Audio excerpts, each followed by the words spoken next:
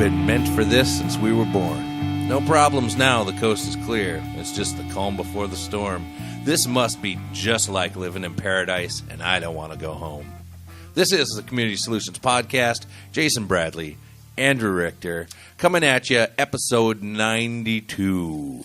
92, and I think that's 91 times now that you've stumped me over who. You know, I just saw just saw the Queen movie. Bohemian Rhapsody. Yeah, whatever. I just saw that yesterday. My goodness. No wonder you don't get any of these. It's like their biggest song. Yeah, it was like hearing everything for the first time. I mean, that We Will Rock You song and all that other stuff. I mean, no, I'm just kidding. I did know that one. Well, let's hope so. So I've got like 3 Queen songs that have just been stuck in my head all day. Now, who did you? I know that wasn't Peter, Paul, and Mary or Gene Autry. David Lee Roth. Oh, okay. Just like Paradise. I think I know him. So for all of you who are culture. stumped, or you like what you hear, go out to our Spotify playlist. And you want to make comments making fun of what I don't know. Well, there you go. You know, play a little Johnny Cash once in a while or something. I might get something right. We'll see. Those 3 guys with Paul McCartney, I got that one. Yeah. You know, so okay. Yeah, that was all right. You know, Paul would have never made it if he stuck with those guys. Well, that's true. My goodness. You know, Jay, I got to mention something because I've done some. Remember our election show a couple of weeks ago where we went over some results and talked about who we voted for and all that. Well, I've done a little research on write-in votes. You know, and this is amazing. And it just goes to show how you and I are always learning. Mm-hmm. Here we are, Mr. and Mrs. Local Election. And you're the Mrs. I just want to clarify that. So classic case of he said. Anyhow, and I've learned 2 things. I learned one thing on not election day, because I voted prior to election day, that I was in the wrong Hennepin County district that I thought I was in. Yeah. And the other thing is I learned about write-in votes. Now, we've heard about write-in campaigns and so-and-so's going to, usually they go nowhere. Unless you're running in a hospital district where nobody's running, and then I don't know how they figured that out. The winner is none of the above. Yeah. I mean, that's the winner. But do you know that write-in votes are not counted? Like the name is not taken down, the vote is not tallied above a city race in the state of Minnesota unless said person whose name that is registers a campaign. Wow. So just think, when Hennepin County District, the hell am I in? 2? Yeah. 2? It was what's her name? Fernando and Blong Wang. Okay, that was who was running. What's so funny? Is that right? Blong Wang. Okay. Look it up. His name was Wang. I don't think that's right, but okay. Blong Wang. I'm telling you, that was who it was. Okay. Just look it up. I will look it up. Anyway, you continue telling us how these happen. Now, I actually missed a write-in vote when I was saying. Remember, I wrote for. There was Plymouth City Council, and I didn't like anybody. There was Hennepin County Attorney, which I didn't like either. And then there was, and I wrote in Daffy Duck, Harry Arm, Harry, it's a real guy. And then in the Hennepin County race, I wrote in Seymour Butts. So none of them counted. Well, in Plymouth, I guess it would have. But none of them, in Seymour Butts, I spelled Seemore. That did not, nobody, if you look it up, unless Seymour Butts registers a campaign, and I don't know that he did. I'm guessing he didn't. Blong Yang. That's what I thought. It's a Y, not a W. Yang. Oh, it's the other Wang. Okay. So I didn't know there were 2 Wangs. All right. So anyhow, this is denigrating into. So anyhow, quickly. So yes, none of those vote. The vote in Hennepin County, nobody wrote in is actually, putting the name by with a check mark. Yes. So if if somebody had launched a campaign, gotten the most votes, but did not register, they do not win the election. Wow. So I mean, just look at the things we learn and say. I mean, I didn't know that until a few days ago. But you can register same day. You just have to register the campaign. Yes, you have to. So. Your intent to be a candidate has to be out there. Huh. So, if you think about that next time you write in somebody. Yeah. I mean, it is a wasted vote in that sense. I mean, right. You're better off just leaving it blank than writing in, something. I mean, like I do. I would like to see. Jesse Ventura rarely has a good idea these days, but I think the one he has is none of the above as a choice. Yes. I would love, there's a lot of elections in my lifetime. The first time I voted was 1996, and I would have loved to put none of the above. I would have done it many times since. Many times. So. Yeah, well, I guess you can always leave it blank. I do that to the judges. I don't know who the hell they are. They're not getting my vote. I'm sorry, I don't know. Why? Yeah. Don't vote for someone that you... If you just vote for the incumbent... You might be voting for somebody you totally disagree with on everything. Absolutely. So, yeah. I don't know. I don't even turn it over. Really? All right, I turned it over, but I didn't do anything when I turned it over. So Wow. So watch those write-in campaigns, folks, and if you're going to do one, if you're thinking about it, again, above a city level. So I mean, that's anything. That's county, state race, rep. Dog catcher, whatever, park district, that would be considered a county race. Yep. Probably. Hennepin County administers that. So you'd have to do all of those. You'd have to go down and bring out your intent to run as a candidate. And technically, if you spend $750, you have to anyway. Right. Oh, yeah. So, absolutely. And, good luck getting to win any race, let alone a write-in race, if you don't spend at least that. No. I mean, unless, Why again, bother? you're running in a hospital district somewhere in rural Minnesota. What is Lytton Cran or something? I mean, there's, I mean, if you're going to run a campaign on a shoestring, you might as well just let somebody else do it. I mean, that's harsh, firm, but fair. Absolutely. All right. Well, that's very insightful. So now we'll know for the future. Wang Yang. Yes. Okay. Yes. Sorry, Mr. Yang. I thought it was Wang. Well, there are plenty of people with that last name. It's okay. I think that's the least of which he'll forgive you for. Probably. Probably much more egregious things as we discuss Hennepin County at some point. Well, he didn't win. No, so but he's run many times. Oh, has he? Oh, yeah. I did. It's like his third attempt at it. Okay, maybe he's on the Minneapolis City Council. I'll have to look at that. Oh God, something like that. We've definitely trashed them a number of times. So, no comment. I'm just going to leave that one alone. All right. Why don't we talk about a better city council? Why don't we do that? Let's improve our moods. We've run a series. I just got to say something quick. Yeah.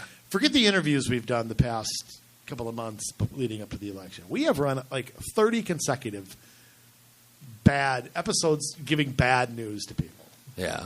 There's so many I can't count. I can't count the last time I walked out of here happy. Okay, I mean it's just I'm always angry at what I'm seeing and. What's going on, and angry is the wrong word. I mean, it just once in a while you find a diamond in the rough. Okay, once in a while, and if you give enough bad news out there, you just bring everybody down. I think. Right. So you and I have to go down in those ashes and pull people off the cliff here and get them to see that not only can the stuff we talk about be done, it is being done. I'm proud to say it's my hometown. Yeah. Okay. The only hometown I'll ever have. Yeah, and I'm happy to say that I live there now. Yeah. So we're going back to our home base, back where we all started. Getting back in the basement, talking about the basics. I miss those days a little bit, but yeah. I really don't. Because I wouldn't do it again. That's the truth. I wouldn't. I'm not going to say the heavy lifting's over. There's still a lot of heavy lifting to do. But there is. But I'd rather be where we are now than where we were then. Now, if that makes sense. But if you transplanted me back to then, I wouldn't do it. Really? No. I would make you. I'm not doing this alone. I would make you. Well, freedom of choice is a great thing. Yeah. I'll tell you. Well, I'm not in government. You're worse than the seatbelt button in the car. You're worse than that, I'll tell you. All right. We got a guest here. I've talked enough. Let's welcome Jim Adams back to the show, the mayor of Crystal, serving in his second term right now. 6 years in office. Jim, welcome. It's great to have you back. Welcome. Yeah, welcome. Thank you. It's good to be here. It's been, since episode 14, about a year and a half ago. So it's been way too long. And judging by all the hits in our archives, you have listened to it, folks. Right? Everybody's already heard it. Yeah. Okay. That actually is one, that one has very high ratings. So. Well, we're getting more people.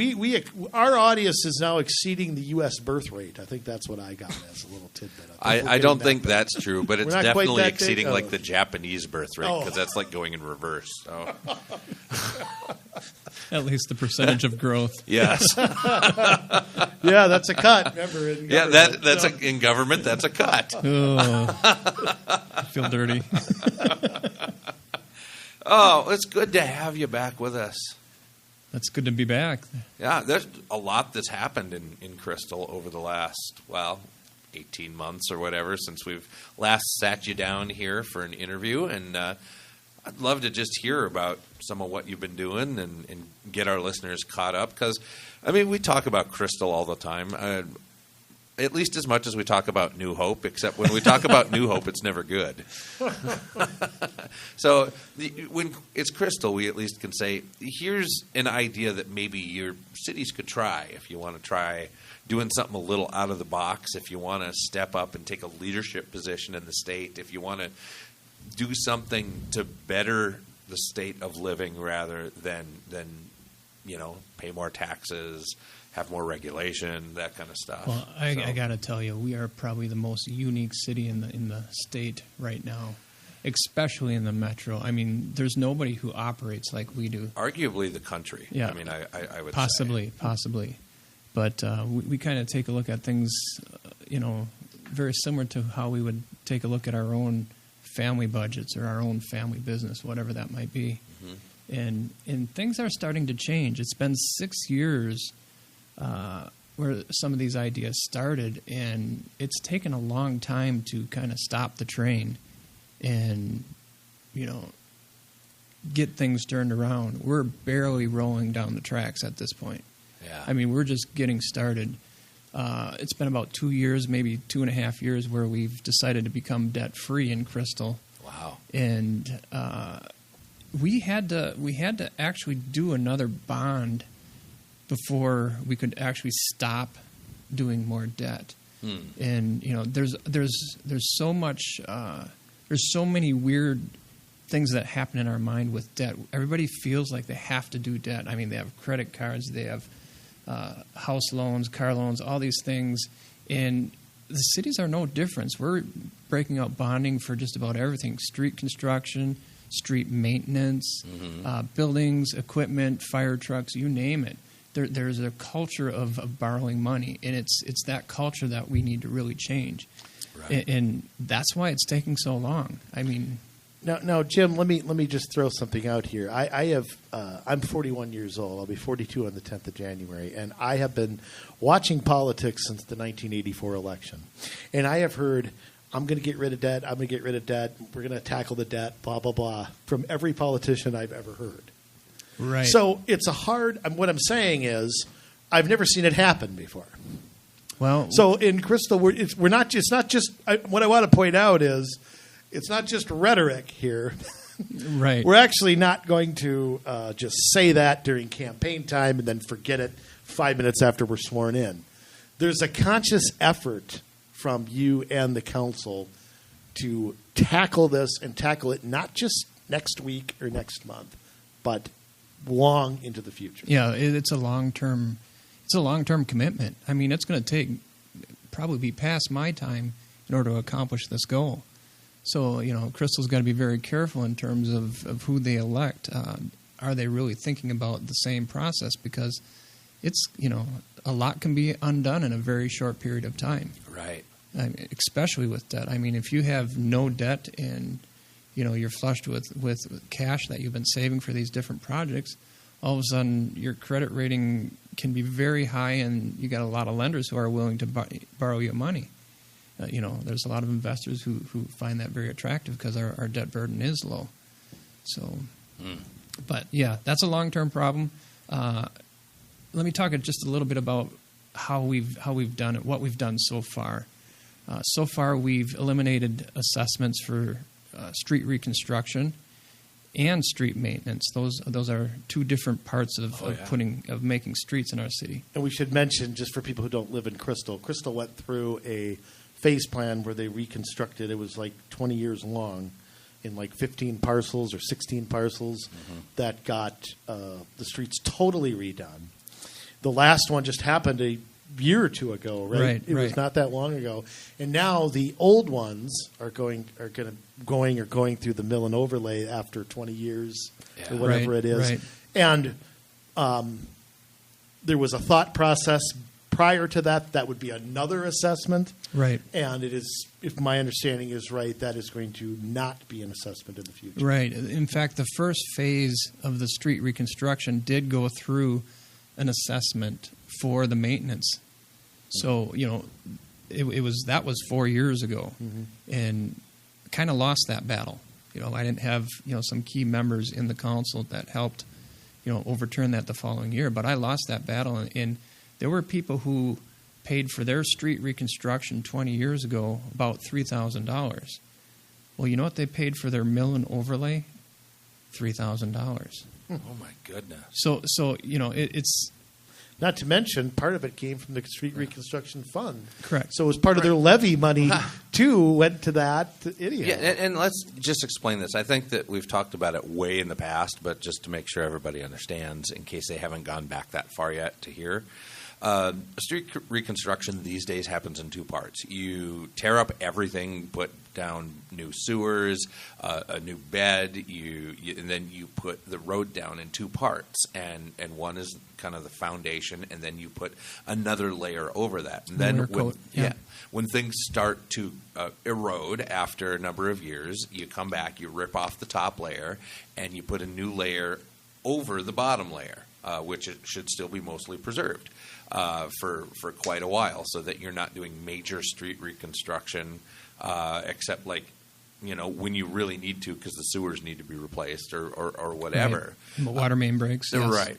Right. And so that's called mill and overlay. And so you hear that term kind of bandied about, but that's how it's done now. Right, and that's what we refer to when we're talking about maintenance. Right. It's just mill and overlay. Right, and it really is a maintenance project. Yeah. It's not it's not that much different than if you came by and filled 6 potholes on the street. I mean, so let's finish this out. The last street reconstruction project, boy, they were running around 8,000, 9,000. There were some that were even over 10,000, for their corner houses street reconstruction, that they were assessed. So if you didn't save that in whatever the year or whatever period of time we gave you notice that you had to pay that, it goes on your property tax. Well, guess what? Underneath that, to pay for that project, we have bonds we float. But don't worry, the city doesn't have to pay that interest. You do. Yeah, exactly. So what we've done here is we've come kind of like a profound change in our viewpoint in Crystal. It's not from a city perspective any longer. It's from a citizen's perspective. What is the citizen going to pay? So when we look at that example I just gave really illustrates that, we do care that we're going to assess somebody and we're going to charge them more than the bonds we actually got to cover the cost of their project that we gave them such short notice to cover or to pay for. I would add, too, that lower and middle income people are the people who really get hit hard by that. They're the people who can't save for that. They're the ones who pay the interest. Oh, absolutely. Absolutely. Yeah. And we've talked so many times on the show about hidden taxes. And, we get that that statement in the mail from the county that says how much we're paying in property taxes, and we don't think about the general assessments. We don't think about the franchise fees in some cities. We don't think about the permits and licenses, permits and licenses, TIF districts, and this and that and whatever. So. General assessments, I mean, there's an argument that people in government like to make that, assessments are better because you're not paying for something perpetually. But that's not necessarily true because, I mean, if you can't pay for an assessment, you're still paying for it over the long haul, over many years, and with interest versus, paying into your property taxes. You're either putting it on your property taxes beforehand or afterhand with interest. Correct. It doesn't matter because from a city perspective, they actually can structure it in a way they can make money off an assessment. I mean, you can literally charge more interest on an assessment than what you actually pay for the bond, and it's done routinely. Wow. Routinely, and I get that it's going to help cover some staff and help cover some of the administrative costs to process this stuff. Mm-hmm. And those are the hidden things that people don't even talk about. Right. Yeah, or what's the environmental impact study that they've got to do every time to get the, what do you call it, the street funds from the state? I don't know why. For the state aid? Yeah, I don't know. The program is escaping my mind. MSA, Municipal Street Aid. Yep. You have to do a feasibility study, I think, before you qualify for that. An EIS, environmental impact study of sorts. They can run well into the 5, if not 6 figures for a study, by the way. So I don't know what they're studying, but that's pretty. You can get a college degree for that, so it's pretty expensive studying. Yeah. Now, how hard? I got to ask this because some people who are not more recent listeners of this show don't know that we both ran in the same year. Right. I ran for mayor and you ran for mayor, and then when you won the primary, we teamed up, and we all know about Renee on this show. But I mean, but the point is that we were, when you look at the special assessments back then, Jim, we were on phase 12 or so. Then I'm trying to think. My old house was in Sounds 14, about right. and there was like 4 left, or something like that. Yes. How hard was it to? Because we were so far along to change at that point. How hard was it? I would have so struggled with those votes. How hard was it to vote for those things? I'm just curious. Well, the first... I know the first couple you were outnumbered. The first couple I was way outnumbered, so it was like, who cares? You hadn't even gotten the conversation started right, yet. Haven't even. For the last one, again, it's one of those moments of feeling dirty. Yeah. But, you take a look at a 16-phase project, and you have 2 left, and then you talk about what is fair and how to keep things equitable, and there was a logical endpoint to it. So I just kind of bucked up and made the vote, knowing that this will be over soon. Yeah, and the people at the end paying $8,000, the people at the beginning paying $3,000. How's that fair? Yeah, I mean, for the same project. I mean, it's. You can't design it so it's fair like that. You just can't. Yeah, that's true. And you think about a long phase plan over 20 years. What changes in state aid, and I mean, there's so many things you can't predict. Mm-hmm. So you saved people a bunch of money on that project. What else you got? Oh, what else have we done? Well, the big thing about debt, there's basically 3 pillars. First thing is not to incur new debt, because when you look at your debt service funds, it's $1 going to a bank, $2 going to the project, and that's every project that you have that you've acquired debt for. So you're having a considerable amount of interest savings. So we're saving that in equipment, we're saving that in buildings, we're saving that in street reconstruction. So there's more areas where you're having that savings. Interesting thing, one of our future needs. Well, no, let me finish the pillar thing. First pillar is no new debt. Yeah, we got to build the pillars. Build the pillars. The second one is and $1 won't go to the bank while we're building the pillars. Absolutely not. Every dollar goes to the project. Second pillar is savings, and Savings is it's kind of vague, but what savings really means, it means we have to do long-term planning for whatever the projects are, whether it's infrastructure inside of under your roads for utilities, or if it's buildings, or if it's shorter-term stuff like equipment, vehicles, that sort of thing. So we have to do the long-term planning, which most cities will, if they're lucky, do 5-year planning. We just did a long-term plan for our parks reconstruction for all the parks. It's a 20-year plan. And the second piece to that savings is actually saving the money, and sometimes we have to fund it. So what we do is we create the plan and then we fund the plan. And the way it looks in Crystal is that we're increasing our levy, and that's exactly where we do it, because we don't have franchise fees, we don't have some of these other TIF districts and things like that. So everything we're doing is at the levy level. And so it's as transparent as I can come up with. We have utility rates. Well, that's not going on the levy. But everything else that we can put on the levy, we're putting on the levy. So our increases are dealing with increase in operation, whether it be wages, benefits, that sort of thing, and whatever we're trying to fund. And we're still increasing less than other communities around us who are raising levies to pay for their debt. Right. Right? Yeah, So like New Hope. right. Well, but I mean, even more to the point, though, I have seen with the debt service, because the debt service is on the budget, which I think a lot of people get confused about. So if your debt service is high, but you don't hire more people or keep your wages stagnant, you can still see a large increase in the levy because of the debt service that you're funding. Correct. Right. So there's and another thing you mentioned about capital costs, a lot of people don't know too, capital costs are not operational. So your new fire truck, I'm giving examples, but your new snowplow and all that is a saved thing, and it has depreciation and all those things that a business would take advantage of. Yeah. But they are not part of the operation. So it is a little confusing because some of those things are operational. I put gas in the same truck that I Right. That's an operational cost, but the truck's a capital cost, Yeah. Correct. which can be confusing for people. But that's Yeah. yeah.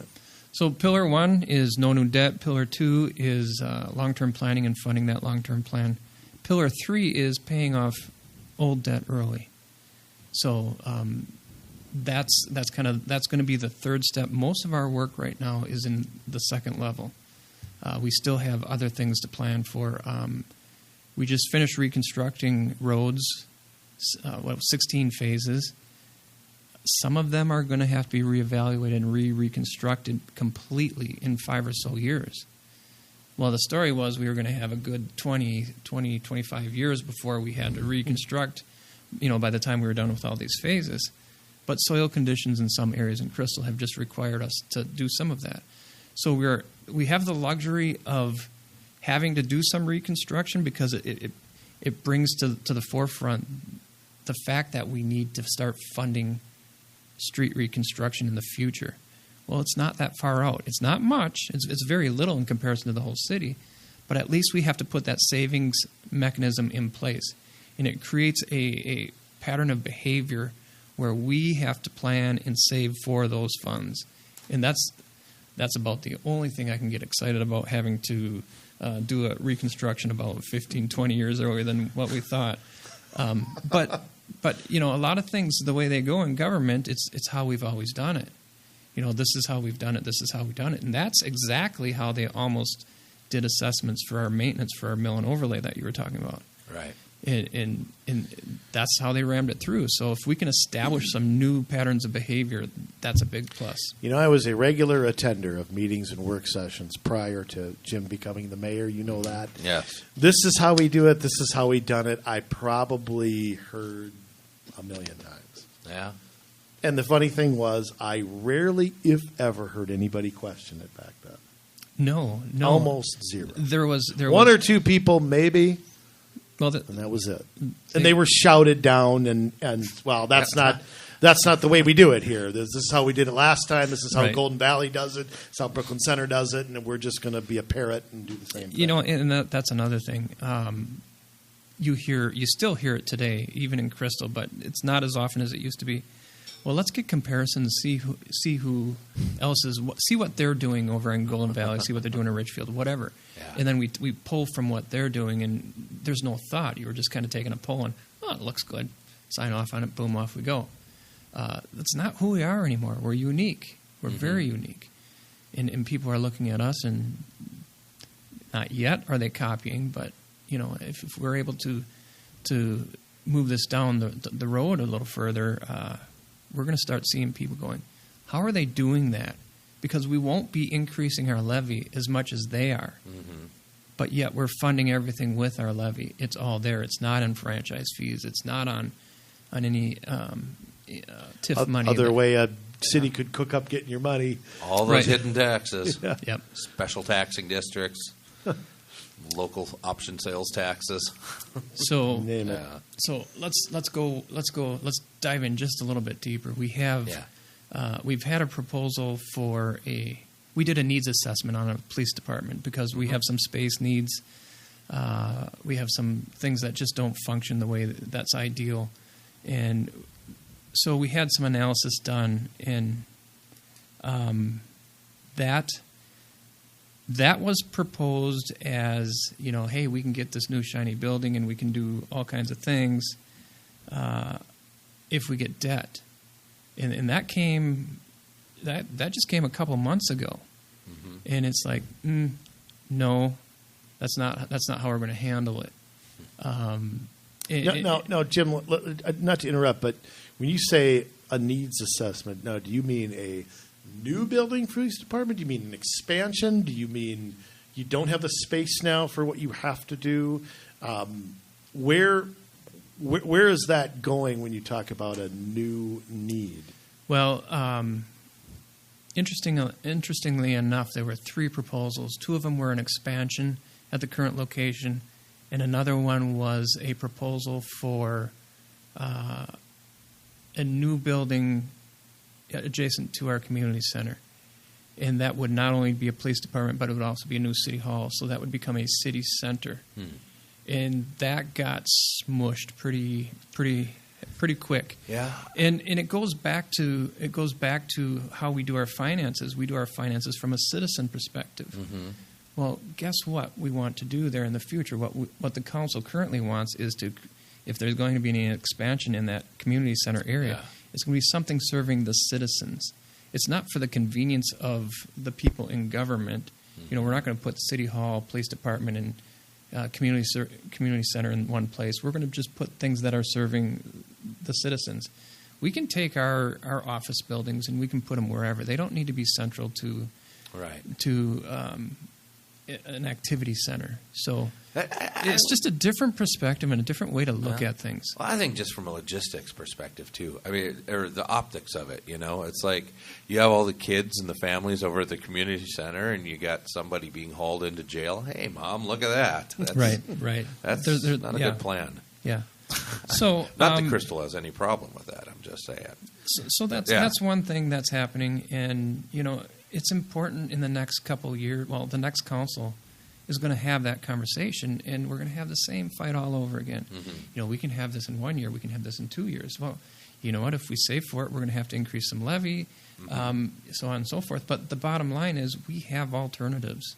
We have other spaces in the city. We have other ideas we can use to accommodate police needs until we're able to save for it. And until it's not something that's going to happen overnight. Becker Park, 20-year plan. Yep. We've pushed Becker Park to get started, and it's tight, and we're pulling from every source we can, trying to get grants where we can, and we're looking at a 0% interest loan, free money. Like actual free money, or like they usually say free money. It's like from that perspective, it's free money. But I just about had a heart attack. It's like, are you kidding me? We are fighting this culture of debt and loans and what have you, and we're going to get one that actually doesn't count interest or charge interest, and we think that's a good thing. Well, from a behavioral perspective, no, it's not. It's still, it's not changing the pattern. So I was like, no, we're not doing that. Well, we're going to make application, and then we're going to have the fight later. But here's the thing. Here's the thing that we forget. Yeah. It's not just about behavioral. If we get the amount of money, I can't remember the dollar amount, but I do remember the annual amount of payments on that 0% loan is going to be about $125,000. And it's all principal. Yeah. It all pays for the project of Becker Park. So there's nothing wrong with that, is there? In my perspective, in my world, yes, because we're going to be committing $125,000 every year for the next 10 years. Mm-hmm. Next councils can't make decisions on that. Right. So it's an argument in when do you want to have the discretionary income? Do you want to take the loan now so you can do whatever you want now and save some of the other funds? So you can do things with the other funds now and tie the hands of the next councils for the next 10 years for that $125,000. Or would you rather pay the way you were going to pay, because we do have the money and we can do it, and then take that money, $125,000 each year, and start putting it where you need to put it? Well, guess what? With the plan of becoming debt-free, we have a lot of savings that we need to do. We need to have the discretion to put it where we want to put it. Right. And that becomes very important. So it's not just about whether it's low interest or if it's no interest in this case. It's about, are we going to have the discretion to do what we need to do in the future? And that's my argument. Like, no, we don't want any kind of loan. Wow. If I could take a detour for just a second, something else that Crystal does that is different from almost every other city is they hire their own or outsource their finance department. They don't hire a finance person to come in and do the work for them. How has that either benefited or hurt you, would you say? Or maybe that's not the right question. Maybe it's more, how is that different from when you used to have a finance person? And maybe just give your analysis of that a little bit. So the idea is to have a financial person to save some money on salaries, because it's very expensive to have a financial director on staff. Right. It's over $100,000. I don't know the number, but plus benefits. Benefits and all that. It adds up pretty fast. You can definitely have a financial director from a consultant and pay less money. So we've experienced that, but we've also changed some things in how we budget and even how we report some of our capital. We've changed how we take a look at, for example, the police department. We now look at capital with the police tied to the operating budget of the police. So we get a picture of what we're spending with the police. Same thing with parks. It used to be we had all of our capital in one big bin of PIR. You've heard that term before. It's very confusing because you can't sort out and figure out how much are we spending in capital for that particular department. Are we funding police more than we're funding parks? Are we funding parks more than we're funding public works? What have you? So what we've done is we've had the ability to have not just one person come in and take a look at our finances and do some jumbling and changing of what our accounting structure looks like, but we have it's essentially a team of people. If that financial director falls short with her firsthand personal knowledge, she has a whole firm she can lean on and fill the gap. And so I think what we're getting is a higher level of service for less. But we've taken advantage of that higher level of service, and we've done some changes in our accounting structure to help us do better planning. I mean, that was why we did it. We didn't do it because, we got some good resources here. Let's spend a little bit more money when we could have saved it. No, it fits the mission of becoming debt-free, so we can more readily look at each department as it stands, both from a capital and an operational sense, and know where we're at. So that's what we've done. Would you say that it's more objective now? Because a lot of times when you have somebody on staff, they're paid to figure out how to make something work. Is it more objective than that now, or is it? I think it is. Yeah. If it's not more objective, it appears to be more objective. Okay. I'm not close enough. I'm a part-time mayor. I'm not in the office every day with all the staff members. That's not the type of mayor that Crystal has. Right. So I couldn't prove to you that existed. All I could do is speculate whether it did or not. Well, I'm going to speculate. I think it certainly does. I think that I'll just speak to this, that, when you have a finance person who is in-house, friends with everybody working there, not suggesting our finance director, previous one, was motivated by this stuff, but you're not going to present a budget to the city council that cuts this guy and cuts that guy and cuts that person. What you're going to do is you're going to figure out, okay, how do we do everything we've always been doing and keep it only at this percent? That's the old way that a budget used to be presented. I attended those meetings. I needed 6 Red Bulls to stay awake. But point is that, and if you don't like a consulting firm, you can find another one. Yeah. You're on a yearly contract or something, Jim? Is that how you did, like legal? So, you can't go through a financial director like that. City manager is the one who hires them. It's a different thing. I think more cities ought to try this. You can do it by attrition. Your city treasurer, or not treasurer, we'd call it a finance director. Right. Decides to take a job at Dairy Queen or whatever. You don't have to replace that person. You can do something like this. It's not catastrophic. It doesn't destroy your whole financial system in the department itself. Because you can just take a person from the existing consultant and replace them, and nothing really changes as far as process. Right. Yeah. It sounds great. Now, just for people who don't know, and for people who've seen some of what's going on with Becker and Welcome Park that you can share? Because I know Welcome Park, there was a road closure, if I'm not mistaken. Right. The one that cut in between. Welcome. Yeah, and then Becker Park's getting what's the end game for the two parks? So there's a lot of things, a lot of moving parts. This is at least a 2-year project. We closed at Welcome Park the road that was going right through, splitting it. It's so that we can have a park there that has good continuity. We don't have people or children crossing a road with if their parents are playing ball. Guilty as a kid. Yeah. So I think we're able to increase safety, and plus we're able to make Welcome Park more of what we need. We are changing Becker Park dramatically. Becker Park is part of our Crystal Frolics and the big, I think it's the biggest privately run softball tournament in the state, still to this day. This or the Dudley, it's one of those two. There's other ones, but they're not privately run like this. True.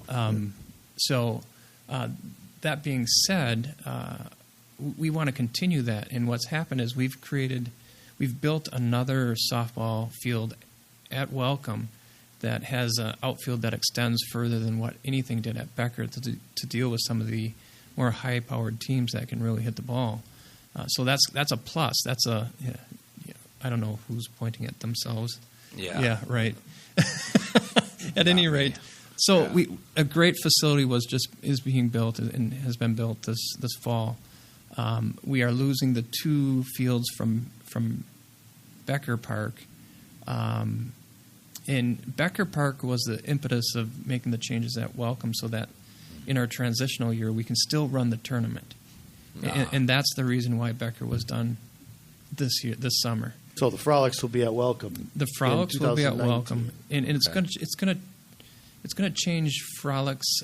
I think a lot. I don't think it will destroy the softball tournament. I hope not. But that's not the goal. We really want to preserve that. That's a tradition that goes on. Like you said, you as a kid were up there, and I played in it before. Yeah, right.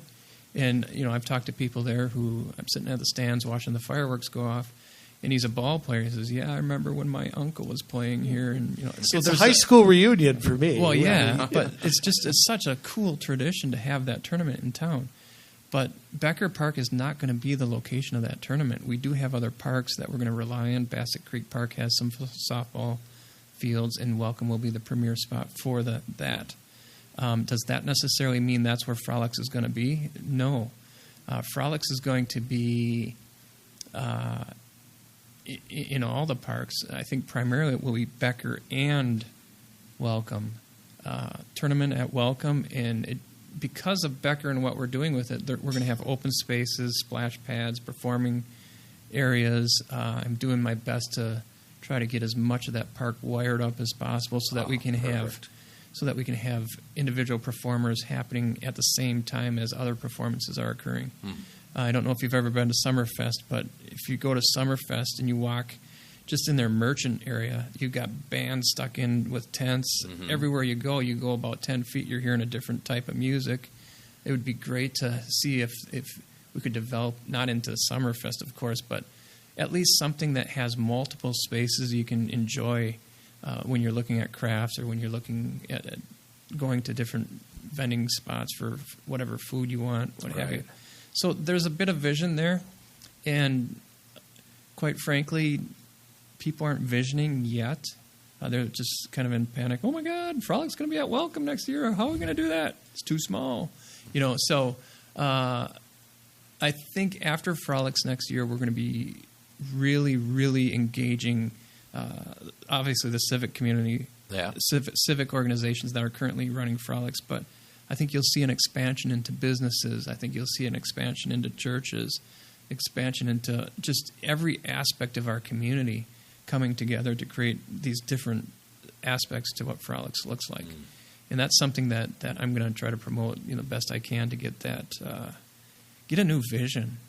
Because we can have both, I think. Any deals at Pizza Ranch would be much appreciated if you could work that out for me. Yeah, we could have multiple. That's new in Crystal, Pizza Ranch, right? Absolutely. And Taco Bell coming soon. Yeah. So, things are improving. Well, it was not that long ago, Jim. You and I were both running in that entire place where Pizza Ranch is. Had the post office, Vision World, down in the valley, and Buffalo Wild Wings. And that was it. It was like 12 other empty buildings, and it's a lot different now. Right. So, yeah, it looks nice over there now. Not to mention what Noodles and Company or whatever. I mean, that wasn't, that and Starbucks. Starbucks. Yeah, that's maybe 3 or 4 years old, maybe. And who likes that parking lot better now? I do. Yeah, I do. Absolutely. That was not crazy. so much empty space either. Right. Right. Yeah, it's great. So even just that whole area has started to change in terms of its uses. It used to be all retail, and everybody panics about the retail and how it's all going away. Well, we've got the school district 281 who's got a lot of that space, and they're using it for adult education. It's a great location for them. It keeps the place vibrant. It keeps people in the area, and of course the restaurants and the other retail is served by that as well. So a lot happening. I don't know. There's a lot we can talk about. We'll call it different. It's different. Yeah. I mean, how many big box stores do you need anyway? That's a dying business model anyhow. Absolutely, it is. Well, we still have Target store number 2. That's the oldest store in Target's fleet. So. Really? Yeah, absolutely. I did not know that's flourishing. Yeah. So much I could say there. All right. Target, are they still the largest employer in the city, or is it Cub? I don't know. I would imagine it's one of the two. I suppose I should know that. I don't. I used, back when Thriftway was open, that was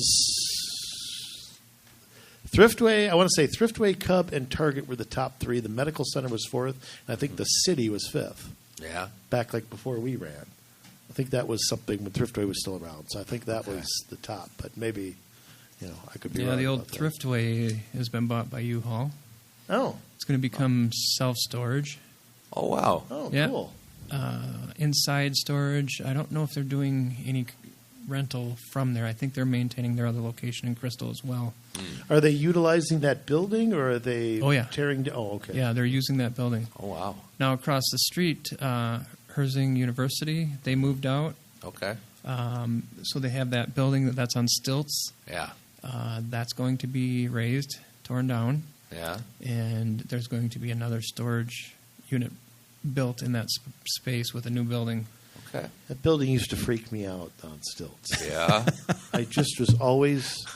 I mean, you knew I grew up right behind there. I mean, right. I used to always be... There was a little path you could take your bikes underneath along this fence back there. And I can't remember what the businesses were back then, but I used to ride my bike up to Schindler's way back when Schindler's was there. My best friend's brother worked there. I was always freaked out by that building on stilts. It just looked like a bad thunderstorm. Could have a Wizard of Oz going on or something. It just always freaked me. Oh. Yeah. So, a lot of my conversation is about debt and finances, but that's kind of my specialty. What we need to do in the future, like I said, everything's on pillar 2 with planning and saving for that. We do have some things that are coming up. We have the police station at some point in time. I think the council currently is at a place where the police station can wait. We'll save for it and we'll deal with it then. And again, I'm 1 vote out of 7, and things can change pretty quickly in one election. So we'll see how that works out. Parks Master Plan is in place, but that's going to be continuous for the next 20 years, and we'll have to continue to maintain that funding. But here's another goofy thing about paying cash. When you raise your levy to save money for a project, for example, Becker Park, we're using many different sources, but if we had saved and increased the levy that much to cover that part of the project, what happens at the end of that Becker Park project? It's not like the money we levied goes away. It's still being levied. Right. So it remains in place, and it starts funding the next phase of that project. So you don't have to go back and get a new loan and new financing with another dollar going. Instead, you just maintain that levy.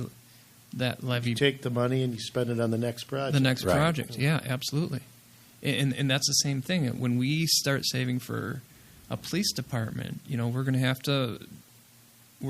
have to do some increases in levy. And when we save for the police department, once we do that, we're going to pay for it.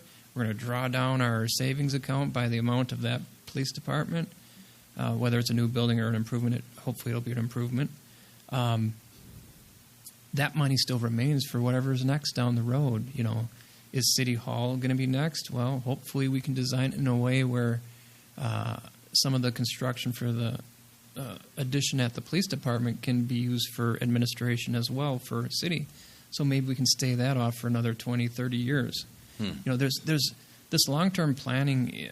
It helps you make right decisions. But at any rate, that's not the concept that I'm trying to talk about. I'm trying to illustrate the fact that when you have these levies, yes, it's forever. Right. We toured a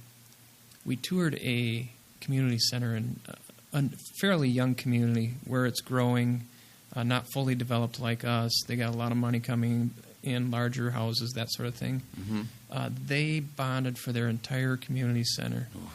And they are now 10 years into it, and what they're going to do is they're going to re-bond because those bonds are coming due. Wow. And they're going to do it again. They will literally pay 2 times for that building than what it originally cost, and that's without any expansion. With a levy, you save for it, and you pay whenever you're done. You're done. You buy the building. You get it done. You pay the next 10 years you save for the next building. You don't have to pay for that building that you already have. Right. You pay for an expansion, or you pay for something new, or you pay you pay for remodeling, that sort of thing. Well, Completely you different see the result. results right away from right. Well, why don't you give them a real world example? We probably have a lot of new listeners that didn't hear episode 14 yet. Why don't you give us some of the numbers from the Public Works building where you actually did pay cash and some of the savings that occurred? The longest fight in the history of municipal government. And I think it's still going on because no, I won't go into that. So we had I got gray hair just listening. We had a project. It never fails in government. We had a project that was going to cost about $9 million. Well, I should say, even go back further, Jim. When I was on the planning commission, I toured the old building. Yeah, and it was on a floodplain or something. Right? On a floodplain, they couldn't do an expansion where they want. I mean, there was the ventilation was bad. There was like gum holding up the things. I mean, it was. A new building or something was a need. I'm just going to say that straight out. It absolutely was. One of my favorite parts of that old building was the welding booth made of wood. Love that concept. I just, what could possibly go wrong here? So we did have a need, but that project started out. I think when it was first pitched, it was around $9 million. By the time it came to fruition, it was about $13 million.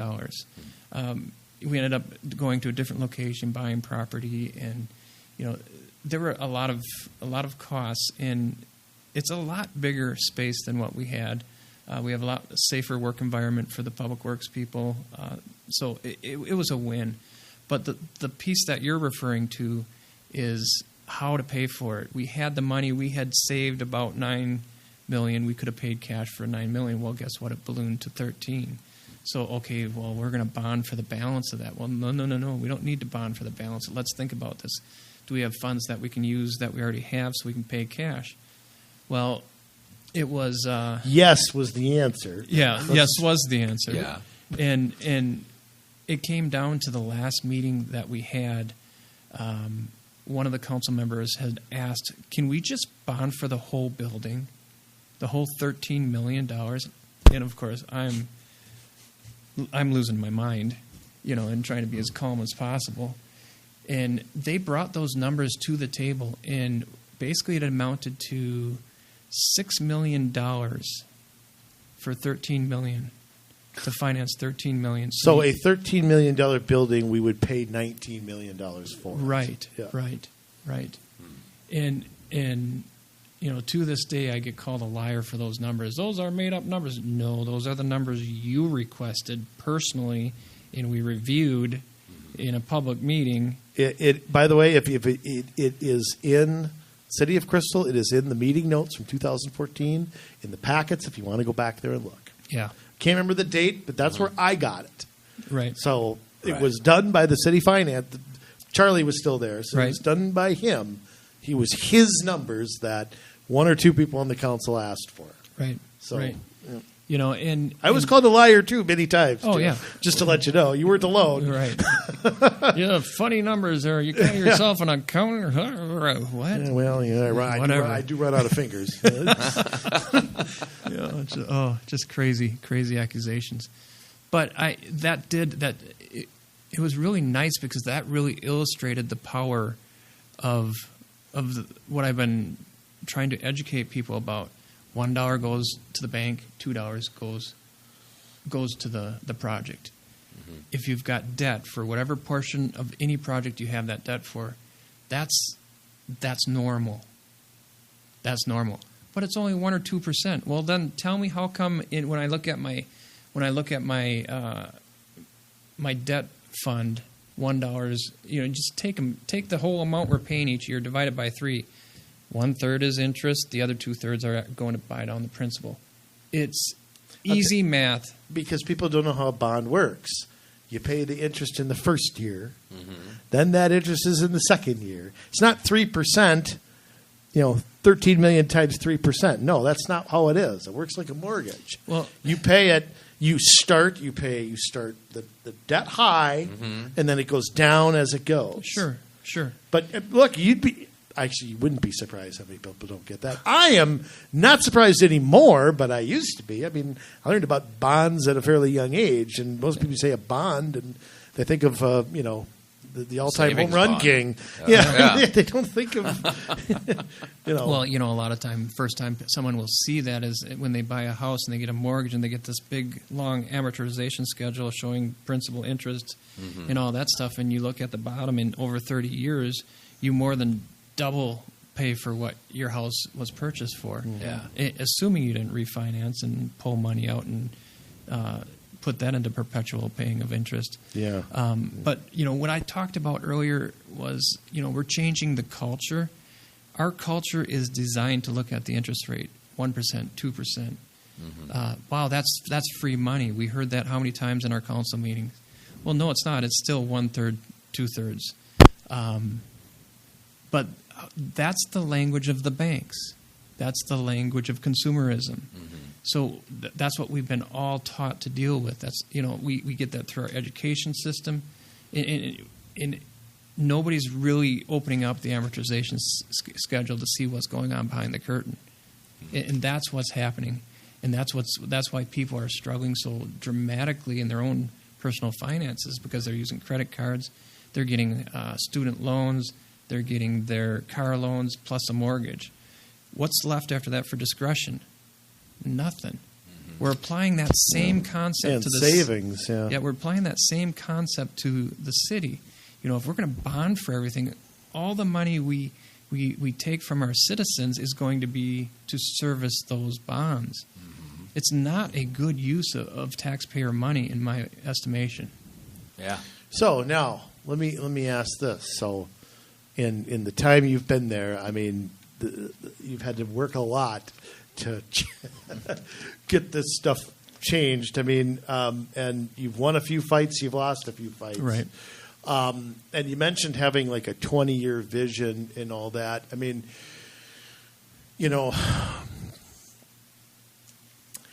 my worry is how soon can something like this be undone? I mean, because all it takes, like you said, is one election, 4 people, right, to say, nope, we're going to bond this, and whammo, we're paying for something. Right. Or you guys are, I should say. I'm paying plenty in Plymouth, well, okay? But I mean, but is the hope that you get down to the point where this is the new norm? Right. What we're doing is the new norm. Right. We're creating a culture. Yeah. And quite frankly, what's left to do, I think education in terms of what we're doing and changing those norms is what we have to do. And, of course, we have to do some savings and planning yet. But, boy, if we have zero debt and you're a council member and you know that you're the only city in the state that has zero debt, I mean, we are... Maybe in the country. Maybe in the country. And you're going to be the council that blows the heck out of that. Really? You want to be that guy? You're going to have to sell that to a lot of citizens who are going to start taking ownership of that. They're going to start taking pride in the fact that every dollar that we give our city spends on operations, on brick, mortar, roads, streets. None of it's going to create a stadium downtown. None of it. Well, and I think that you've set the stage for that pretty well. Another thing that Crystal does that I don't see other places is just the level of transparency. I mean, other governments will say they're transparent, but their work sessions aren't being recorded. Their meeting minutes are vague. They have a bunch of hidden taxes, like we talked about earlier. How about the fight I had to do get the packets of the work session? Yeah. I complained about that for 2 years before they. Finally, I was running for mayor, and they started putting them on the website. It took me 2 years to get those on the websites. Well, you couldn't see what the council members saw. Yeah, that's a huge violation of open meeting law. Huge violation. So we've cleaned up some of the things that were being done illegal. That told them they had to do that. I don't know. It was totally illegal. Yeah. Totally illegal. They have to provide for those papers at the work sessions. Yeah, that's a no-no. Yeah. But I think that you've kind of led the fight on this. I mean, it was you who said we're going to start recording the work sessions and putting them online. Right. When I was the president of the Relief Association for the firefighters, I was the president there. We started recording all of our meetings. It kept people honest. You didn't have to keep fighting the same fights over and over. And when I came to the city of Crystal, the work sessions were the same way. I mean, we didn't have to wait for the meeting to end before the spin started. Right. And by the end of the meeting, we're discussing the same things we were discussing at the beginning of the meeting. It's like, you know what? I don't drink much, but I might just start. It was getting really bad. I mean, it was very, very. Let's not relive it. That was. So yeah, that's what we did. We started recording the work sessions. We took the process of appointing people to commissions and shed the light on there. You know, before it was just the mayor, and it was the chair of that particular commission. Mm-hmm. They would go into a room, interview somebody. Sometimes the liaison might be there too, but sometimes it was usually two of the three. Yeah, you rarely got three. Yeah. And that whatever came out of that meeting showed up on the agenda at a council meeting, and the rest of the council's first look at it is this recommendation. One line, we recommend this person. There's no detail. There's no application. Well, actually, I think the application was there, and made that vote immediately on the spot. Now we go through interviewing of everybody, even the reappointments, so that we get FaceTime with them. Not everybody can make all the commission meetings. In fact, most council members can't make most of them, including myself. But we get to have some FaceTime. How's it going? What are you up to? What do you need from us? That kind of stuff. We get to have those conversations. And before that, it was just pretty much councils doing whatever the mayor and the liaison or the chair wanted to appoint. So we've created that so that everybody on the council has a say on who gets appointed. Mm-hmm. And then we take it to vote. It's the second time we've seen the application after the recommendation, and off we go. No, you're kind of doing this, before, too, another thing that would happen was we were making appointments all over the place all the time. Right. It's more of you guys are trying to get in the habit of doing it once a year, twice a year. Yeah. Doing the interviews and not sprinkling it everywhere. Well, when it was sprinkled, first of all, it's hard to just on a whim. Okay, we got a new person who wants to be on a commission. We have a vacancy. Yeah, okay. What night do I have available this week? It was hard to schedule. Number one, but number two, we wanted to have a way. We wanted to try to create some competition. Is it just because we have an opening, somebody can just come to the city and automatically get appointed to a commission? No, we want to be able to have choices per se. Why do we have to just appoint whoever comes to our door and knocks on it? Why can't we pick the best out of two? Someone who's got relevant experience to whether it be the Planning Commission or the Parks Commission, and can be a real asset. So, that doesn't. There's not real competition in most cases, but there are oftentimes that we have multiple people for one position. And it's a great conversation to have. What else are you interested in? What other skills do you have? Would you be willing to be a part of this commission? That commission? Maximize that person's time and wanting to volunteer. It's really interesting.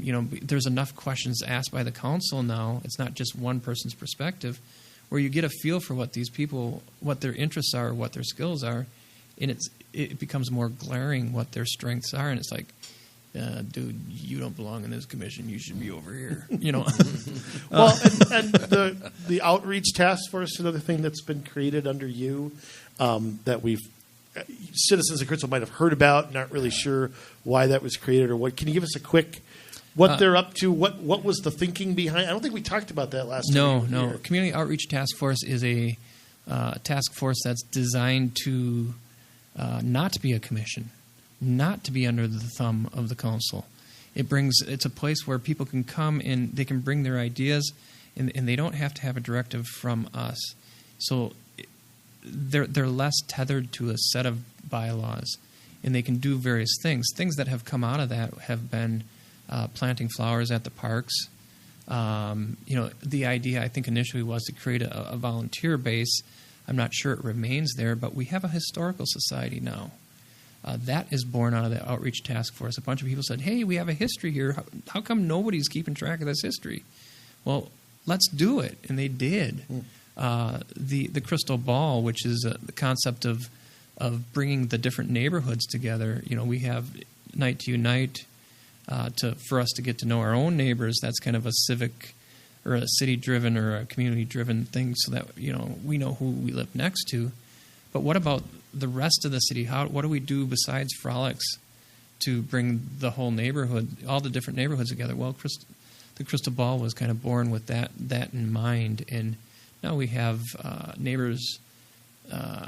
You get the Good Neighbor Award. Good Neighbor Award. I saw last year. My wife born, and I were there. Yeah. That was the same task force that brought that up. Hey, we got some neighbors here. How about we recognize people who do things outstanding? Like, isn't it somebody nominates somebody? Yeah, somebody nominates somebody. And invariably it's the guy who will go and snow blow the elderly people's driveways. When we get a big snowstorm, but it's usually more than that. It's not just snow. It's we have a blackout. We've had a blackout for 3 days, and they're starting to run extension cords across the street. That kind of thing. That is some cool stuff. Mm-hmm. That's some stuff we got to celebrate. I mean, when we were at the Crystal Ball last year, there were protests and there was all this civil unrest going on. It was all over the news. And then Crystal pops up with, "Hey, Crystal, they're trying to they're doing this outreach to their community and trying to create common ground and that was the same night as you saw protests, marching in Minneapolis. Just a huge contrast to what's going on in other cities. And it's like being in a different country. We're trying to promote that community as well. My strength is financials. That's not my strength, but there are tons of other people on the council who have that strength that can help promote that community. And the Community Outreach Task Force is a great place for that. It's about getting rid of what separates us. Mm-hmm. There's oftentimes we get into different identities of our neighborhoods. We're not about that. We're about trying to, focus on the things that we have in common. We all value our neighborhoods. We all value the peace and quiet. It's really nice to know that you have people with like minds on the north side as well as the mid part of Crystal, as well as the south part. It's just a way to celebrate Crystal, who we are, and help promote that community. And that was a big part of what has happened in the last 2 years as well. Oh, that's fantastic. Yeah, it is. Yeah, I think that the city has made a lot of strides in that aspect as well. When you, Mayor, took over, things were pretty contentious, and now I would say that the city has an identity, and so it's come a long ways. Yeah, it's a place where, quite honestly, I've started noticing my kids are in their mid-20s. A lot of their friends are seeking out places in our community. It's not, they're not trying to go to the trendy places. Yeah, they're too expensive for their new professional jobs after college, and they're coming. And their student loan debt, and their student loan. You got it. Yeah. So Crystal is a hidden gem. Remember when we had Tom and I can't remember his friend's name, but we're on talking about how you want the best value for the buck. Crystal is one of the places to buy a house. Yeah, that you get more value for than you get somewhere else. Right. Yeah. And that's changing in our business community, too, in the retail area. We're changing our zoning to the point where we're allowing more things. One of your favorite topics, I know, is high-density housing and what the Met Council expects of us as a community. We've done some things that allow us to grow in a fully developed city without taking over a whole block and redeveloping it with a large developer. We've got without ruining the character. That's my thing. We have in our business districts we're going to allow upward growth a little bit, but that doesn't necessarily mean you're going to have a block done at a time. You can have an office building with retail space on the bottom if you think that works, if you think that fits whatever private contractor. Generally speaking, that doesn't work. But we still have the versatility in our zoning now, and we will even more as we go through some of the stuff that they're trying to do around the light rail station that might come at Bass Lake Road and 81. Some of those things to loosen up some of the zoning is it can be used to create new manufacturing places, create more jobs. I mean, my gosh, how many houses do we have in Crystal? I wish I knew the number, but we are made up of single residents. Yes. And that's part of our problem in Crystal, and that's why we have to be so stinking careful with our money, is we don't levy a lot of money from a single-family house. We get it more from manufacturers, more from industrial. The rate that, say, New Hope, Golden Valley, the amount of money that they're bringing in is, it's on a percentage basis, is way, way, way more than what we are. And,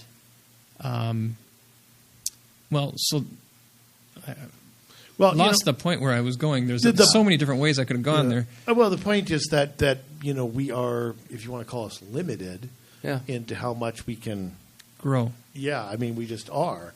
And but I always look at that as a positive.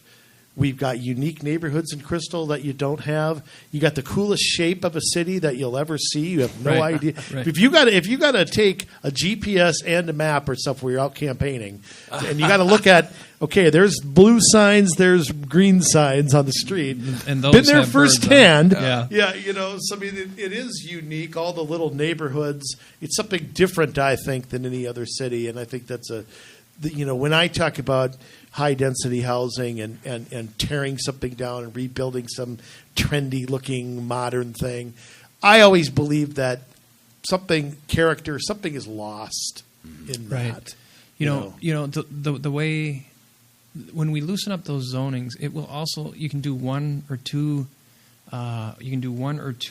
lots at a time. You can create something that's more reminiscent of a corner. A corner store or something like that. You can do that in some places that it may not exist, but you don't have to take over a whole block. All you're doing is creating a space where people want to be, whether it's a restaurant like Milton's or whether it be a neighborhood commercial, which most cities don't have, that we do. That we do have, and that creates the growth reasonably, and it keeps our character, it keeps our identity. And again, I can go back to take a look and bring this back to financials. God, I miss that stuff on the planning commission. I might be the only person who looked forward to that stuff. Oh, boy. Are we way over time, Jay? Again? Time is what we make. Such a good conversation. It is. We should probably have you in more. We'll have Jim on for part 3 coming up in soon. Well, absolutely. I mean, there is a lot happening. You guys are kind of at the tip of the spear on a lot of things and trying new things that other cities are unwilling to do. Right. And you're seeing it start to pay off. So I hope that it starts to rub off on some of these other communities. From a political perspective, we are still not being accepted. And it's a challenge. It's a challenge because we have our other layers of government who are just kind of look at us like, what the heck are you guys doing? You guys are nuts. And it's going to take a few more years until we prove out, yes, we can stick to this course, and yes, we can all of a sudden start paying our own way. We talked about LGA. We have more LGA than what we save for capital every year. That needs to change. It needs to change. We are essential. It drives some of the people nuts that I say it this way. We are a city that is on welfare between LGA and fiscal disparities.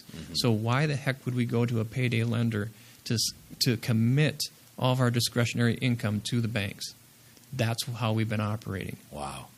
I mean, that makes it crystal clear as far as what we're doing and why we're doing it. No pun intended. Yeah. But we cannot continue to send the money that we get from our citizens to the banks. Wow. Yeah. Isn't that profound? I agree. See, life works out funny. The right guy won the election. Yeah. It works out. Yeah. I get to do this and make tons of money and fly first class. Jim gets to go solve all these problems. Yeah. How are you flying first class? Well, I have to walk everywhere. Well, Right. Get the hell out of there. Oh, well, as always, it's really good to have you on the show and enjoy our conversations, whether recorded or not. So, it's really nice because I'm able to speak here. At council, I kind of get other people have to speak, and I have to respect their. But you write a letter to the editor, you get 200 words, right? Right. Yeah. So Right. this is a great opportunity for me, just kind of to let people know what I'm thinking, because I want to hear from other people, and that's kind of my. I look at that as being one of my responsibilities, is to pull out what other people are thinking, use their assets, to the best of our ability. But this provides an opportunity for people to say, okay, that's what he's thinking about. That's why we're doing that. That's why this is happening. yeah. Well, if you ever have something you want to communicate, let us know. And, Well, I do. Yeah. I do. Well, I'm good. not even going to start now because that will go another hour. Okay. So I think also, I don't want to speak for you here, but if there are people that are on city councils out there, maybe you just got elected to a city council in this last election, and you're curious about what Crystal's doing and the stuff that Mayor Jim here has been talking about, feel free to email him. Go to the City of Crystal website, and I don't remember what the new one is. You guys have a new catchy one. I still go to the ci.crystal.mn.us. If you want to get a hold of me, you'll find my phone number there. Okay. Go ahead and call me or text me. That's the best way. I actually work for a living, and I'm not sitting in front of a computer, so emails tend to be a little more cumbersome for me. But yeah, please don't be afraid to reach out. Yeah, because that's part of why they're doing this, to make Crystal better. The other is so that we can make Minnesota better, provide an example of some new things that work. So, Right. Thanks for coming on. Thank you for having me. Anytime. All right, and with that, I guess we can sign off. Remember, folks, if I believe it, it's true. I don't wanna even leave know you what with that those I profound don't even know what that means. There's a story behind it, but I won't tell it because I'll go on too long. Okay. All right. Well, like I said before, if this is something that's of interest to you, you can get a hold of Mayor Jim Adams there in Crystal if there's specifics about what they're doing. But you want to run for something, you want to learn how to get on an advisory commission, you want to figure out what the heck is going on in your city because it doesn't make sense, get a hold of us. You can do that at commsolutionsmn@gmail.com. That's commsolutionsmn@gmail.com, and we'll be more than happy to work with you to start turning your community around, because we're looking to fill 20,000 elected and appointed local positions across the state to fill up 20K, baby. 20K. And we're not going to stop until it's done, and then we're going to kick out all the bad apples, and we're going to put better people in. So, Well, the bar always gets raised. Right. That's the thing. Right. Well, anytime you build an organization that big, you got a few people that come in that are going to need a kick in the pants. So, all right. With that, thank you guys so much for listening. We'd appreciate it even more if you share this, because that's how the word gets out. So we've done our part, and we love you, Minnesota. Now it's your turn to get to work.